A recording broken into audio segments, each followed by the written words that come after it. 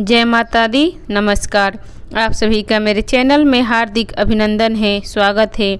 आइए सुनते हैं देवी भागवत पुराण का 21वां अध्याय। इस अध्याय में शंकर जी का सती को पुनः पत्नी रूप में प्राप्त करने के लिए हिमालय पर तपस्या में स्थित होना, दोनों सखियों के साथ देवी पार्वती को लेकर हिमालय का वहां जाना। श्री महादेव जी बोले, उन मुनि श्रेष्ठ के चलने जाने पर मेना के साथ गिरिराज हिमालय ने निश्चित रूप से समझ लिया कि पार्वती पुनः भगवान शंकर की अर्धांगिनी होगी। मुने इस बीच भगवान शंकर अपने पुराने स्थान को छोड़कर दुष्कर का तपस्या करने के लिए हिमालय पर्वत के शिखर पर चले गए। प्राचीन काल में ब्रह्मालोक से आकर जहाँ गंगा स्वयं अवतरित हुई थी, वहाँ परम योगी भगवान विंध्येश्वर पूर्ण ब्रह्मा के ध्यान प्रायण होकर समाधि के आनंद में लीन हो गए।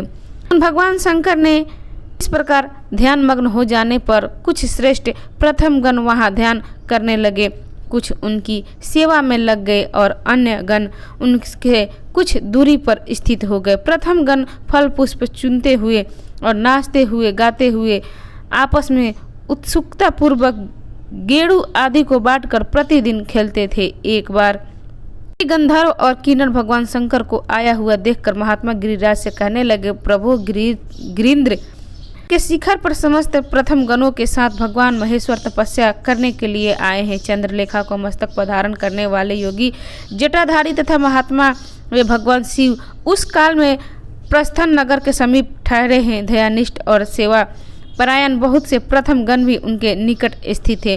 उनके करोड़ों सेवागण कुछ दूरी पर नाचते गाते हंसते खेलते हैं।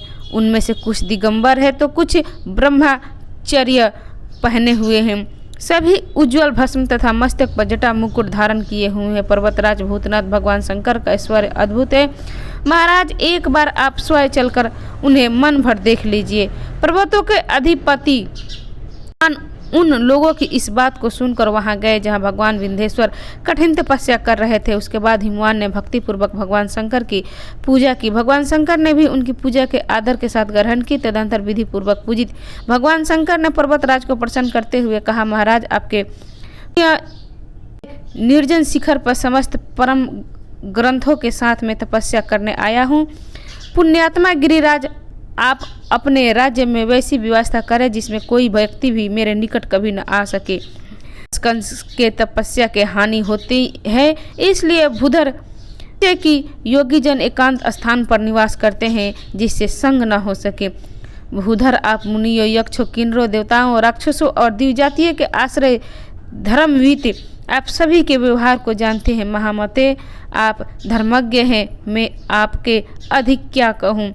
वे महेश्वर गिरिराज ने इतना कहकर चुप हो गए। उनके स्थिर हो जाने पर गिरिराज ने नम्रता और प्रीति पूर्वक भगवान शिव से कहा, देवाधिदेव जगन्नाथ, आप मेरे सौभाग्य से ही यहाँ आए हैं। ब्रह्मादि देवताओं के द्वारा भी मेरे शिखर पर तप करना दुर्लभ है। जगदीश्वर, इस निर्जन स्थान पर आपके यथेष्ट तप करने में असमर्थ है। साक्षात इंद्र भी मेरे समान नहीं है, क्योंकि आप अपने गणों के साथ अपनी तपस्या की अभिलाषा पूर्ण करने के लिए मेरे यहाँ पधारे हैं। मैं धन्य हूँ, कृत्य हूँ। इस संसार में मुझसे अधिक कोई पुण्यवान नहीं है, क्योंकि भगवान मेरे इस शिखर पर आप तपस्या करने आए हैं। प्रभु, आपके निकट यहाँ कोई भी व्यक्ति नहीं आएगा। महादेव, आप एकांत में इच्छा अनुसार तप करें। गिरिराज इस प्रकार कहकर अपने भवन में चले गए। हिमालय ने अपने अधिनिष्ठ जनों तथा जनपद में रहने वाले अन्य निवासियों को बुलाकर बार बार अनुशासित करते हुए आज्ञा दी कि जिस शिखर पर गंगा का अवतरण हुआ है वहाँ भगवान महेश्वर का है। मेरी आज्ञा के बिना किसी भी विशिष्ट व्यक्ति को भी वहाँ नहीं जाना चाहिए। यदि मेरी आज्ञा का उल्लंघन करके कोई व्यक्ति वहाँ जाएगा तो वह निश्चय ही दंड का भागी होगा और वध के योग्य होगा। उनकी इस आज्ञा से भयभीत देवता, गंधर्व, किन्नर, पिशाच, राक्षस, मनुष्य तथा पशु हिमालय के उस भूभाग पर नहीं जाते थे जहाँ भगवान चंद्रशेखर विराजमान थे। वे महान तपस्वी महायोगी उस निर्जन स्थान पर उग्र तपस्या करने लगे। मनोहर अंगों से युक्त सुमति पार्वती भी अपने पिता के घर में दिन प्रतिदिन बढ़ते हुए विवाह के योग्य हो गए। नारद जी के वाक्य स्मरण करके महामती पर्वतराज हिमवान ने निश्चित रहते हुए पार्वती के विवाह के कोई चेष्टा नहीं की। तब एक दिन जगदम्बा पार्वती ने स्वयं ही अपने माता पिता से कहा, मैं तपस्या करने के लिए भगवान शंकर के समीप जाऊंगी। जब काम मोहित ब्रह्मा अपनी पुत्री संध्या को धर्षित करने के लिए उद्यत हुआ, उसी समय आकाश में स्थित भगवान शंकर संसार के स्वामी उन पितामह ब्राह्मण को बार बार धिक्कारने लगे। तब लज्जित होकर ब्रह्मा मलखामुख हो गए।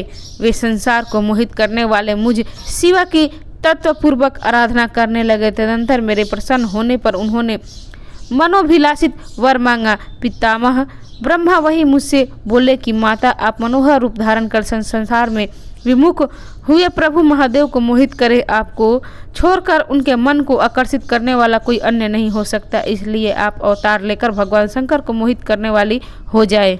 इस प्रकार ब्रह्मा का संभाषण और याचना सुनकर उनकी तपस्या से संतुष्ट होकर मैंने उनकी बात पूर्व में ही मान ली थी। इसलिए दक्ष के घर सती के रूप में जन्म लेने के मैंने एक बार उनसे ऐसे ही प्रकार मोहित किया था, जिस प्रकार सामान्य पुरुष को कोई सुंदर स्त्री मोहित करती है। प्रजापति दक्ष के पुण्य नष्ट हो जाने पर आप दोनों ने मेरी उपासना की थी। तब दक्ष के घर से मुझ शिवप्रिया ने आपके मन में जन्म लिया था। वे परमेश्वर भगवान शंकर भी सती विरह से पीड़ित होकर मुझे ही प्राप्त करने के लिए दीर्घ काल से तप कर रहे थे। मैं उनको वचनों को दे चुकी हूँ, अतः पुनः उनको ही पति के रूप में प्राप्त करूंगी। इसलिए मैं वहीं जाऊंगी जहां भगवान चंद्रशेखर संपूर्ण प्रथम गणों के साथ निर्जन स्थान पर तपस्या में संलग्न है। वहां स्थित होकर मैं भगवान शंकर को उसी प्रकार मोहित करूंगी कि वे तपस्या का परित्याग कर मुझे पत्नी के रूप में अंगीकार करे। मुनिश्रेष्ठ, इस प्रकार उनकी प्रार्थना पूर्व वाणी को सुनकर और देवर्षि नारद द्वारा कही गई बात को स्मरण कर महामति गिरिराज हिमालय ने अपनी पुत्री को भगवान शंकर के समीप ले जाने के लिए सहसा मन बना लिया। मुनीश्वर मैना आंख में आंसू भरकर शीघ्र ही पार्वती की गोद में लेकर जोर जोर से हंस लेंगी और अपनी पुत्री से कहने लगी, हाँ माता, आप मेरे प्राण के समान प्रिय हैं और कोमलांगी है। मुझे छोड़कर आप घोर वन में क्यों जाना चाहती है। तदंतर पार्वती उनको बार बार संतावना देकर अपने सुंदर कर कमल से उनके आंसू पोंछ कर कहने लगी, माता, आप सुंदर बुद्धि वाली हो, आप मेरे लिए चिंता ना करें। मुझे पुत्री को अशोचनीय जानकर भी आप क्यों इस प्रकार मोहित हो रही हो। मैं नित्य आनंद स्वरूपनी साक्षात आधा प्राकृतिक मुझ में अथवा वन में कहीं भी दुख नहीं है। मैं शमशान में निवास करने वाली महाकाली स्वरूपी आसन पर रहने वाली हूँ। माता, मुझे किसी भी निर्जन स्थान में भय नहीं है। आप निश्चित रहे, मैं निश्चित ही उन महादेव को मोहित करके पुनः घर आती हूँ और उन शंभु को पति के रूप में प्राप्त कर भगवान शंकर के पास चली जाऊंगी।